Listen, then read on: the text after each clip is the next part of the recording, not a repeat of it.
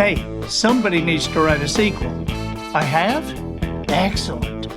Good morning, afternoon, or evening. You are listening to The Professional Noticer.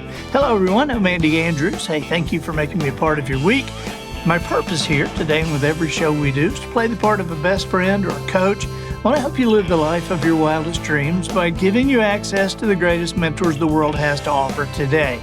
This week, The Professional Noticer is sponsored by WisdomHarbor.com. Today, families and school systems all over America are finding WisdomHarbor.com's one-of-a-kind streaming service to be the perfect, low-cost, high-quality educational tool for their students. Wisdom Harbor's stated responsibility is to create the next greatest generation, starting with your hometown and your school system. For less than $3 a month, you'll have access to original content, only found on WisdomHarbor.com, that'll have a positive effect on your family, and that includes your little kids, teenagers, and adult children. Dave Ramsey says it's also for your business and teams. Utilizing video, audio, and the written word, content is delivered in small bites by Grammy winners, CEOs, comedians, master chefs, best-selling authors, and Hall of Fame speakers. There are even guitar lessons from an award-winning songwriter. Check it out today and join your friends and neighbors who are already a part of WisdomHarbor.com. That's WisdomHarbor.com. Observations and answers, that's what we do here on The Professional Noticer. And today we have a very unusual episode. This is me. It's going to be just me. I hope you're not disappointed, but I will be interviewing me. Actually, we have solicited questions that I'm going to answer on this episode. We are experiencing the 21st anniversary of The Traveler's Gift. That's the book that I guess set me in motion. And it's been 21 years now. The book is still selling in hardback.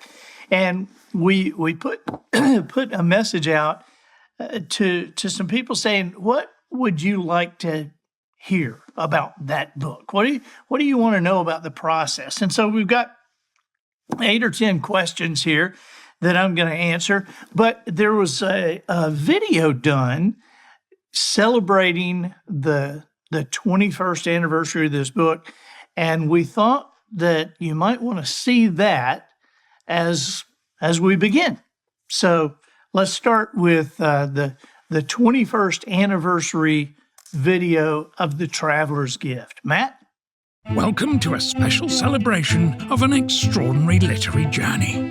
This year marks the 21st anniversary of a book that has touched hearts and transformed lives across the globe. The Traveler's Gift by Andy Andrews. This isn't just any book. The Traveler's Gift is a phenomenon, a story that transcends boundaries and defies conventional categorization. It's the only book in publishing history to have graced the New York Times bestseller list in 3 distinct genres: fiction, non-fiction, and business. A rare feat showcasing its universal appeal. The journey of this book has been remarkable. Not only has it landed on the New York Times list, but on the bestseller lists of the Wall Street Journal, USA Today, the Chicago Tribune, Publishers Weekly, Barnes & Noble, and Amazon.com. Its simultaneous presence on bestseller lists for fiction, non-fiction, business, religion, self-help, and literature is nothing short of astounding. In May 2003, ABC's Good Morning America chose it as their book of the month. And 4 years later, Good Morning America would name The Traveler's Gift as one of the 5 books you should read in your lifetime. Despite its monumental success, the journey to publication was fraught with challenges. The story of that journey has become an inspirational legend in its own right. Astonishingly, the manuscript for The Traveller's Gift was rejected by 51 publishers for more than 3 years before a single publisher finally said yes. Today, from the United States to the far corners of the earth, The Traveller's Gift has been embraced in over 40 languages, selling almost 2 million copies in the US and nearing a staggering 6 million internationally. In the United States, 2 decades after its initial release, it continues to be printed in hardcover. In South Korea, The Traveller's Gift is the second best-selling book of all time, second only to Harry Potter. The Traveller's Gift is required reading in more than 1,000 American high schools, where it is used in history, English, and creative writing classes. Its curriculum is made available by the author free of charge for any school or teacher. The appeal of The Traveller's Gift extends beyond education and personal reading. The book has been a part of great success for teams and athletes at the highest levels. Super Bowl winners, World Series champions, NCAA football national champions, and Olympic gold medalists. Thousands of companies, large and small, have integrated the book's wisdom into their corporate cultures, where The Traveller's Gift has also been hailed as the business book of the century. When reminded of that, author Andy Andrews humbly replies, "Well, it has been a very short century." The United States Air Force, its Navy, and Special Operations Command also continue to use The Traveller's Gift in leadership courses for officers and continuing education for enlisted personnel.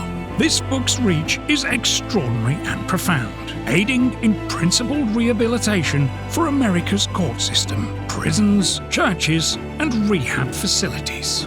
As we celebrate this 21st anniversary, we acknowledge not just a book, but a legacy. The Traveller's Gift continues to inspire, teach, and guide, proving that true wisdom and insight really are timeless. In addition, during this anniversary year, author Andy Andrews is doing a limited number of live engagements, keynote presentations based on The Traveller's Gift and its 7 decisions that determine personal success. Andy is also available to address your organization virtually, or even to be interviewed by your CEO or the leader of your choice. If your family, school, business, or organization has not yet read this amazing book, autographed copies are available now. The Traveller's Gift, the modern-day classic named one of the 5 books you must read in your lifetime, still changing lives in its 21st year.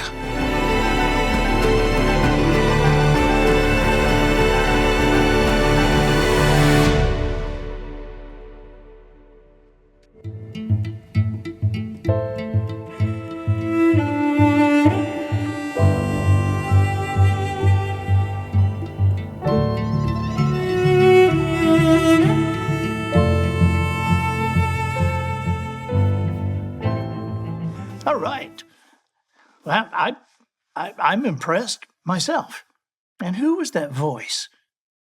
Okay, let's get going. We have some different questions, and a lot of people came up with the same question. So we're not going to say who the question came from, but a lot of you gave us these questions. And so the first one is, how did I get the idea? How did you get the idea for The Traveller's Gift? Well, as many of you know, I read tons of biographies at a certain point in my life. And I began to get the question, is life just a lottery ticket, or is there something you can do? Is it, were all these people, were they born this way, or is it something they did? And if it was something they did, what'd they do? And how long did it take them to do it? And I became fascinated by these lives. And the more I read these stories, or read these books, the more I became convinced that I could be mentored by these people. I had always understood mentoring to be a personal relationship with somebody, but these people weren't even alive anymore, but they were alive to me through the books. And so I I I began to think of them as people that I was talking to, and you read a biography on somebody, and you're hearing the good stuff and the bad stuff, the great decisions, the bad decisions, the tough times, the great times, and and so the idea came really because I like time travel. I just have always been fascinated by that.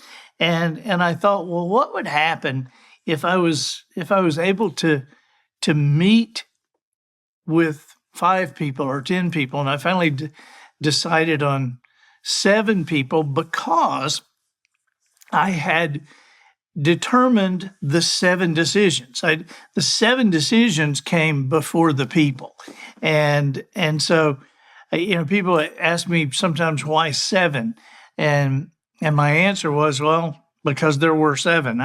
If there had been 14, it would be the traveler's gift and the 14 decisions that determine personal success, but it was 7, and so I had to pair those 7 people with those decisions, or pair 7 people that I um, had found, and that leads to another question: how did I decide on the 7 historical figures that were included? I asked people for about a year or so, just in conversation. I would say, if you could have dinner with anybody throughout history, who would you have dinner with? Who would you like to have a conversation with? And then that turned into, uh, who would you have dinner with? Anybody in history except Jesus, because everybody would say, well, Jesus, of course. Yeah, okay, of course. And so, but I wanted the historical figures, and so I would say, uh, who would you have dinner with? And then I started asking, well, what would you talk about? And and it developed into the question, who would you have dinner with, and at what particular time in their life? And over again, the time in people's lives that my friends would mention seemed to be the tough times, seemed to be tough times in these historical figures' lives. And so, the traveler's gift really evolved into a story about a family going through a tough time. And, this dad of the family, David Ponder's having a really horrible time. And he gets to travel through time to meet with 7 historical figures who are going through the worst time in their lives. And and so that was a curious thing to have conversations about, to ask people, so what do you think was the worst time in, I mean, the worst time in Anne Frank's life was obvious, I guess, but what was the worst time in Lincoln's life? What was one of the worst times in Truman's life? What was a significant or a tough time in Solomon's life? And so to find these particular places that lined up with the 7 decisions that I wanted to teach, that's kind of how I decided who was included. I had a hard time I went between Lincoln and Churchill for a long time, but I just thought Lincoln fit better, and went with Lincoln for the traveler's gift. The question is, how did I research the historical figures and events featured in the book? Well, I wrote the book before there was an internet, and so I will tell you that writing books now and the research is so much easier now, because I was having to go to the library, I was having to go to the bookstore to find books, you couldn't even look up the books on the internet, right? And so it was a lot of time in the library and a lot of books in my little office that I used. And so that's really how I researched that. And the question is, was I ever discouraged while writing The Traveler's Gift? Yes. Next question. No, I'll explain that.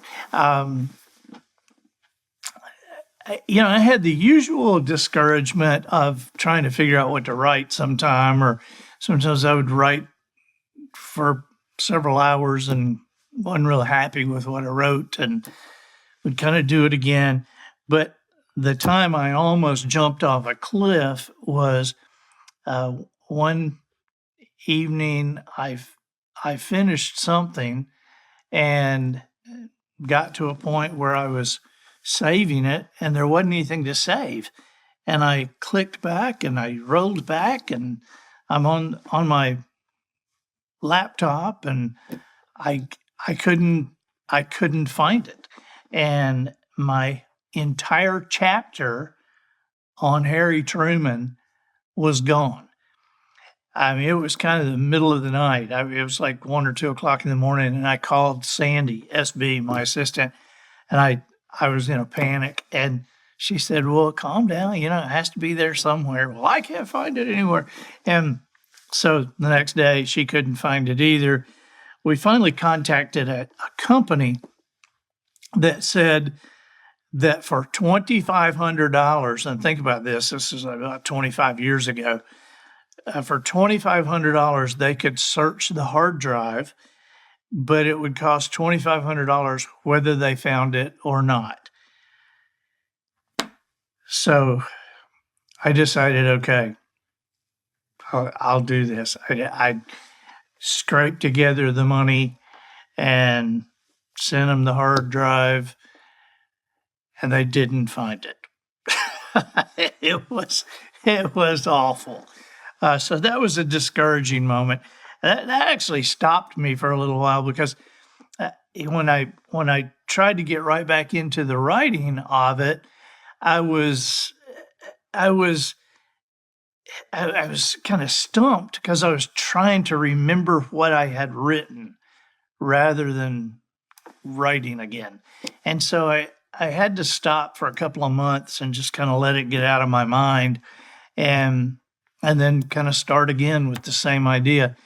And you may say, well, probably what you wrote the second time was better. I don't know if it was or not. I honestly don't know. But I'm over it now. It's taken more than a couple of decades to get over, but I'm over it now. The question, did you have a favorite character or moment in the book? Yeah, I did. And I was actually surprised when that wasn't everybody else's favorite character. My favorite character in the book is Joshua Chamberlain. And I love that story. I love that moment. And I was absolutely sure that was going to be everybody's favorite moment. But through the years, I've come to understand different things hit different people different ways, and different stories mean something to somebody according to where they are in their life or what they've experienced. And I can honestly say that after 21 years of this book being out, it's almost divided evenly in the 7 characters that that people would say, I really love so and so, and this one meant so much to me. I've heard it's almost divided equally, but I love it when I find somebody say, hey, Joshua Chamberlain was my favorite too. Yeah, okay, good. How did the reception of The Traveler's Gift compare to your expectations? On both ends of the spectrum, from beginning to end, it has not compared to my expectations because I couldn't get the book published, and that was certainly not my expectation.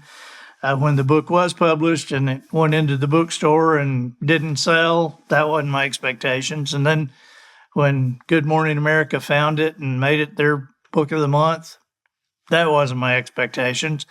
It sold out all over America in a single day and then went on the New York Times bestseller list week after week after week and that wasn't in my expectations. And then when Good Morning America a couple of years later named it one of the 5 books you should read in your lifetime, that was so. And 21 years later, it's still selling in hardback. So this book has been opposite my expectations from the beginning. Your question, how long did it take to get the book published? 3.5 years. 3.5 years, and 51 publishers said no. 51 publishers said that what I had written was not worth putting on paper. And so, as you can imagine,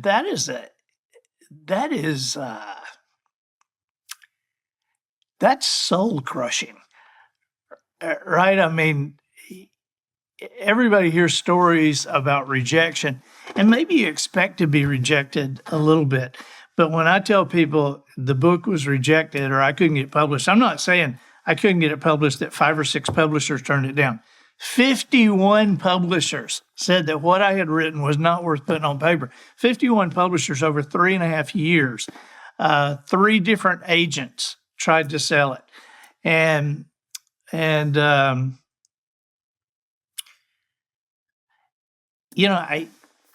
tell you how it finally happened. I was so frustrated.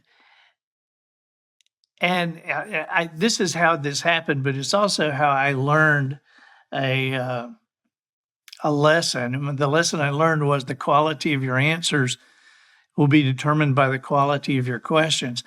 But I was so frustrated, and I'd gotten another rejection, and I was like, is there anybody more powerful than a publisher?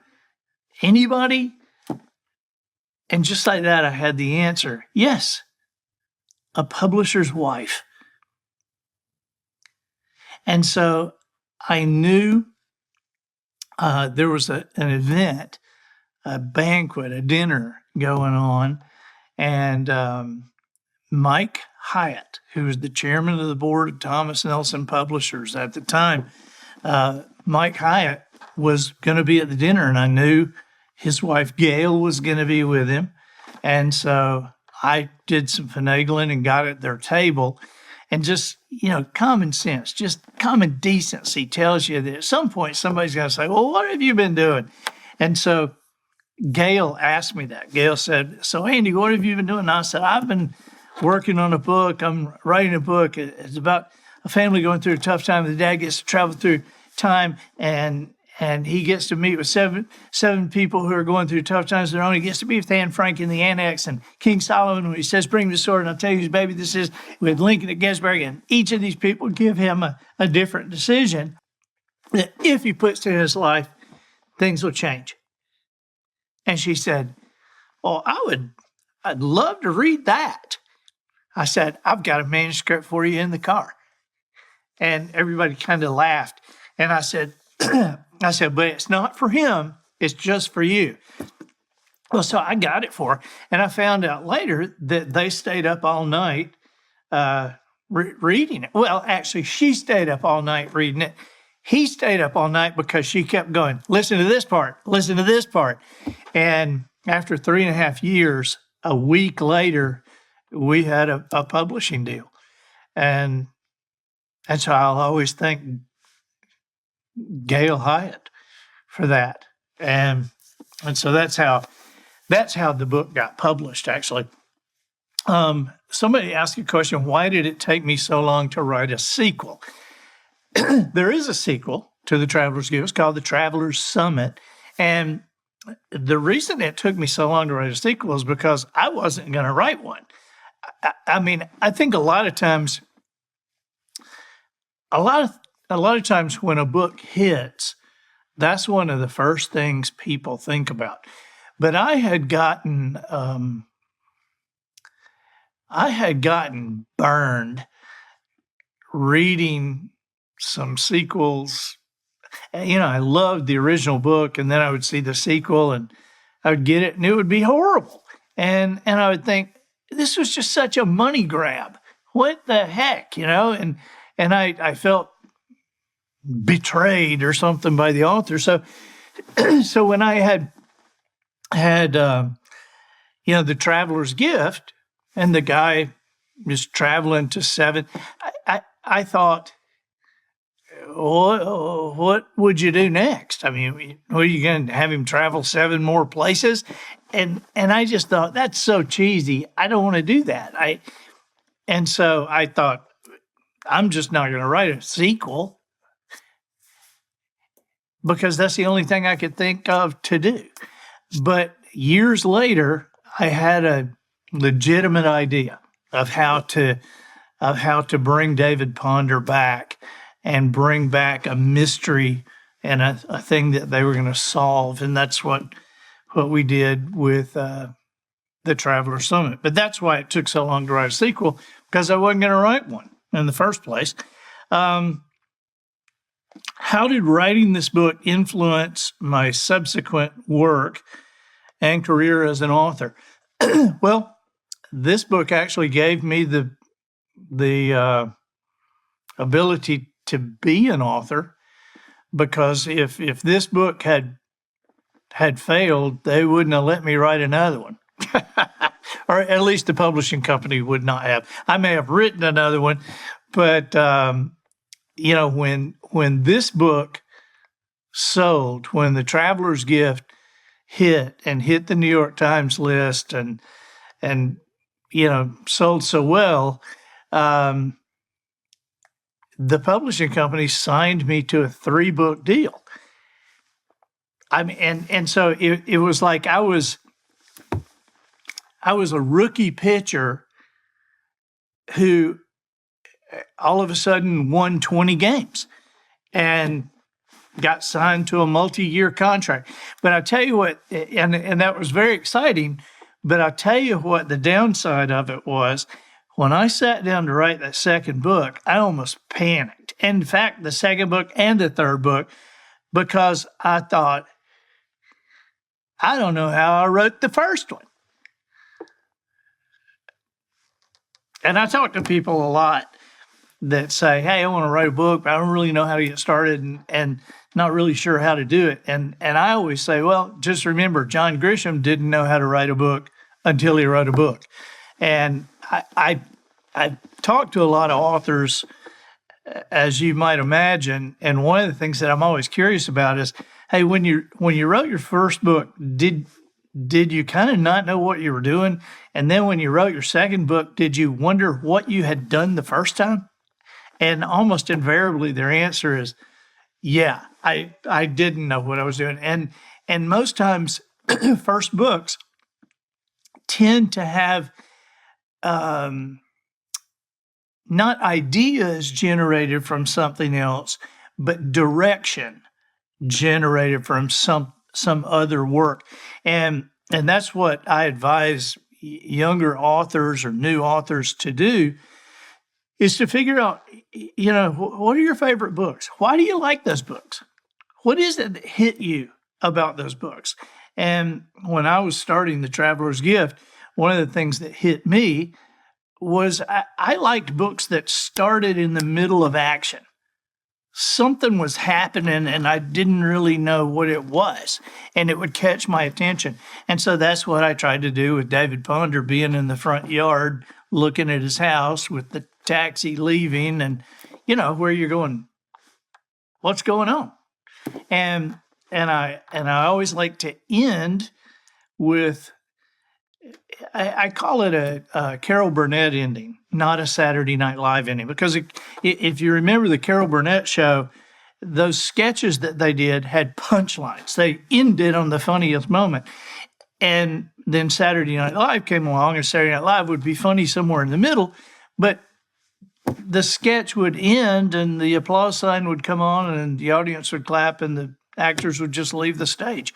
And I don't like books like that. I don't like books where you get to the last page and you go, is that it? I like books that end where you go, holy moly. Oh my gosh. That's the kind of books I like.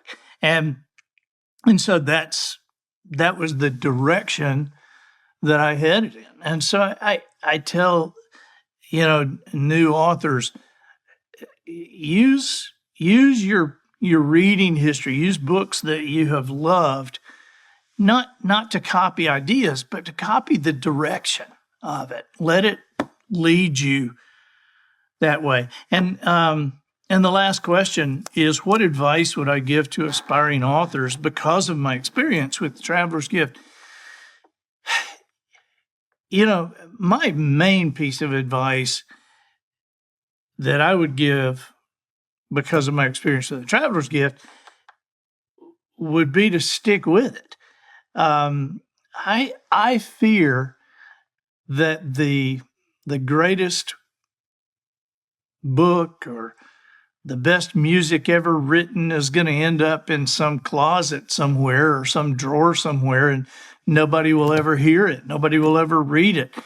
And the reason being that somebody produced it and then showed it to a friend who said, yeah, that's not that good. And so remember my experience with the Traveler's Gift. It wasn't friends who said that what I'd written wasn't good. It was experts. I mean, I had never had a book published, and these people were executives with publishing companies, and they were telling me that the book was not worth anything. Now, I've got to, I know this is maybe obvious, but I want to remind everybody, and I want to remind aspiring authors that they weren't just wrong. They were really wrong. Right? I mean, it wasn't just a judgment call and they were off a little bit. They were really wrong. This book has it's coming up on 2 million copies in America, 6 million around the world. And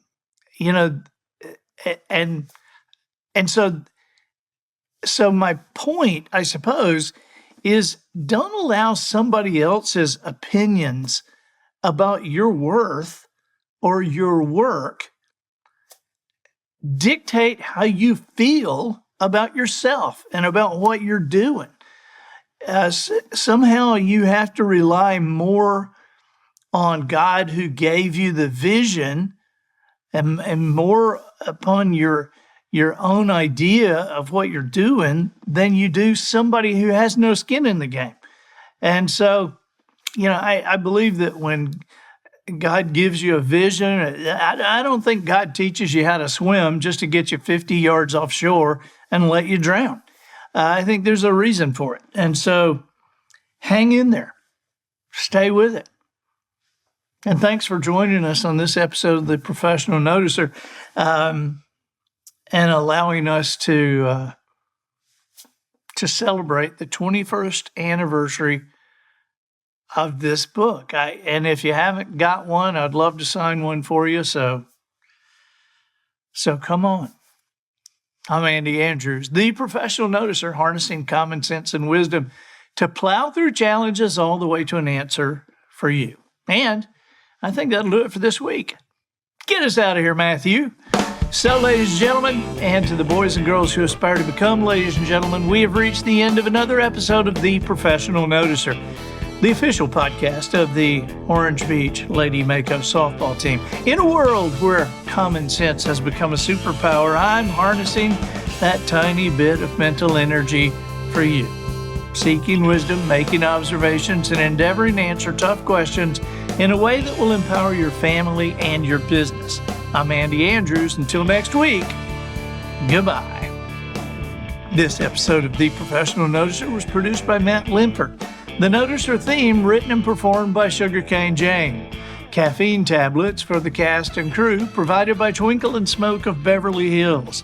Additional financial consideration provided by rubbersnakes.com. Friend, do you have someone who needs scaring? Perhaps you need to keep the birds off your tomato plants. Sounds like you need your very own rubber snake, the kind we carry at rubbersnakes.com. Small garter-type snakes for your child, all the way up to our 16-foot rubber pythons, guaranteed to give someone a heart attack. We have them at rubbersnakes.com.